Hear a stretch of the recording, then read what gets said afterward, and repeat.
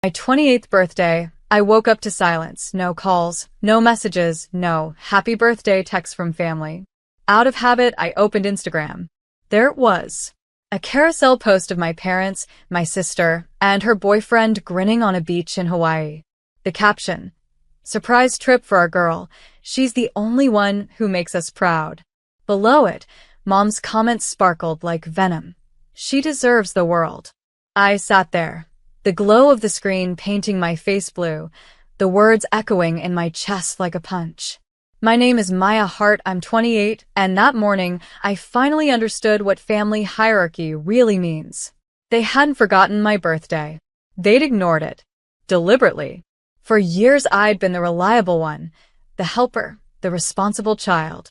I'd covered my sister's rent twice, loaned Mom my savings for her emergency dental work, and never complained when Dad called my career in finance a desk job for people who play safe. And now, while they sipped cocktails in Maui, I was home, working overtime to pay off the credit card I'd once used to bail my sister out. So I smiled, a calm, practice smile, opened my banking app, and clicked withdraw, full transfer confirm. Every dollar from the family fund, the one I'd created and managed for them, was now in a separate account under my name. The one they never had access to because Maya handles the money. I logged out, shut the laptop, and whispered, "You wanted pride? You'll get silence instead." Outside, rain tapped the window softly. It felt less like a storm and more like applause. They had no idea yet. But this birthday gift? It was finally for me. By noon, I'd already received my first family emergency call. Mom's name flashed on the screen. I let it ring twice before answering on the third. Her voice was frantic. "Maya, something's wrong with the bank account. The Hawaii card's been declined." I leaned back in my chair. "That's strange," I said, feigning confusion. "Didn't you say I wasn't part of the family anymore?" Maybe the system finally caught up. She paused, then lowered her tone. "Don't be dramatic. Your sister needed this trip. You're too sensitive." I laughed, quietly, the kind that scares people because it's too calm. "Sensitive? You just said online that she's the only one who makes you proud." "Maya, people exaggerate on social media. You know that, right?" I said. "And I exaggerated when I covered your mortgage last spring, I guess." There was silence, the kind that exposes everything. Then she snapped. "You're selfish. We're on vacation, and you choose now to make a scene?" I smiled into the receiver. "Enjoy the sun, Mom. You've earned it. But from now on, your pride gets to pay its own bills."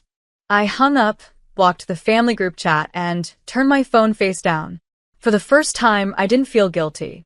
I felt balanced.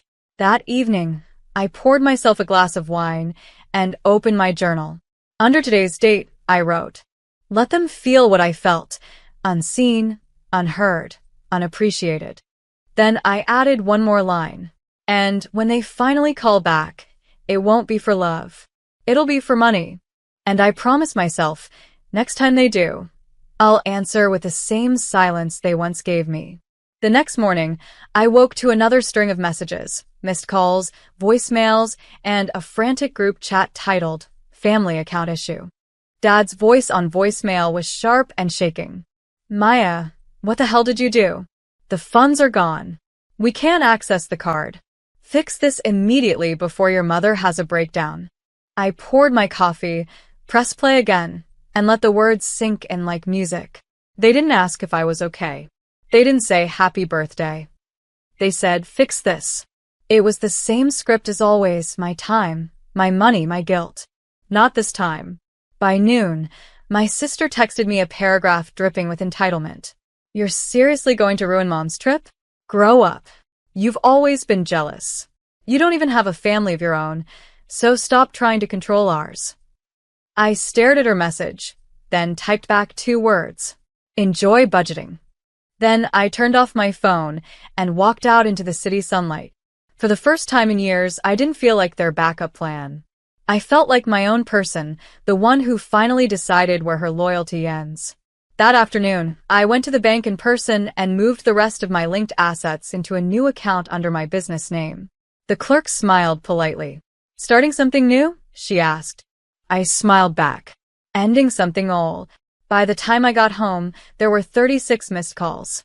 I didn't answer a single one. Because this time, I wasn't their safety net. I was the wake-up call they never saw coming. And the irony? They still hadn't realized. The money was the smallest thing I'd ever taken back. By the third day, chaos had officially hit their paradise. Mom's friend uploaded a story from Hawaii, a shaky video of my parents arguing at a poolside bar, Dad's voice booming. She embarrassed us, while my sister sat in the background, crying into her phone.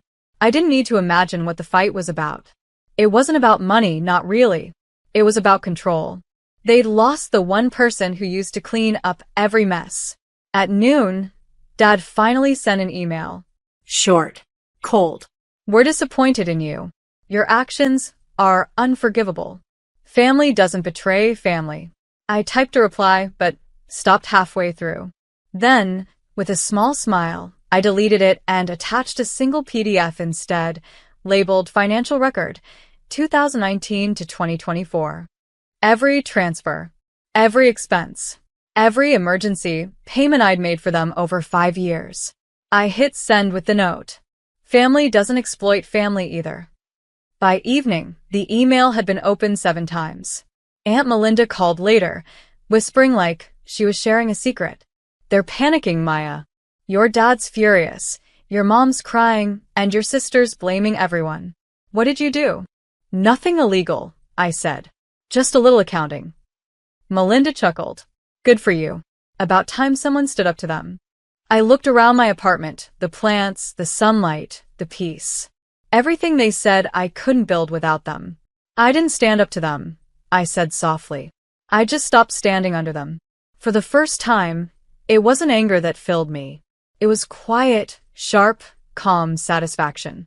They'd taught me the value of money. Now they were learning the cost of neglect.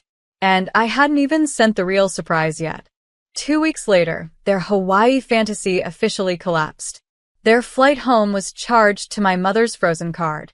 The family account was permanently closed, and the credit line they'd used for years was now flagged for review. That's when Dad finally swallowed his pride. He called from a borrowed number, his voice low, careful, the way it gets when he realizes I have the upper hand. Maya, we need to talk, he said. I let the silence stretch before answering. About money or about family? He sighed. About fixing this. I almost laughed. There's nothing to fix. You broke it years ago. I just stopped patching it up. His tone hardened. You think this is strength? It's cruelty. I looked around my apartment, the one I'd paid for, furnished and built on my own. No, Dad, I said softly. It's clarity. Later that night, I got an email from my sister. They're saying you ruined everything. But between us, I get it now. I saw Mom's comment. I'd be hurt too. It was the first honest thing she'd said to me in years. I wrote back. I'm not angry anymore. I just stopped financing my own rejection. Then I attached a screenshot of a donation receipt, $10,000 from the family fund, sent to a local charity for girls studying finance. Caption: better investment. I didn't expect forgiveness. I didn't even need it. Because for the first time in my life, every dollar, every ounce of effort, every late-night calculation finally added up to me. And while they scrambled to rebuild their lives without my help, I finally celebrated a birthday that actually belonged to me. One without guilt. One without apologies. One without them. A month passed. No calls. No emails. No guilt. The silence that once used to sting now felt sacred, like air after storm. Work was thriving. My promotion at the firm went public, and I finally launched the financial literacy program I dreamed about, workshops for women who'd been manipulated or controlled through money.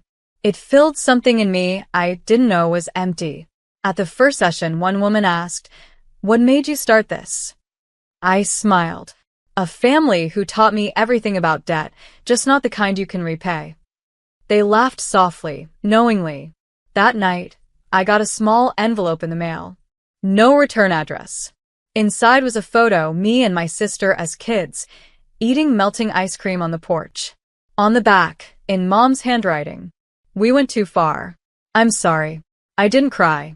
Not this time." I just placed it inside a folder marked past and put it in the back of my drawer. The next morning, my phone buzzed again, a text from my sister. "Mom's been quieter lately. She wants to talk." No pressure. I typed a reply, then paused. Forgiveness wasn't simple math. You don't just balance the books and walk away even. So I wrote, "Tell her I hope she's okay. I'm okay too. That's enough for now." Then I hit send and stepped outside. The sun was warm. The air smelled like rain and possibility. For the first time, I realized peace didn't mean a reunion. It meant not needing one.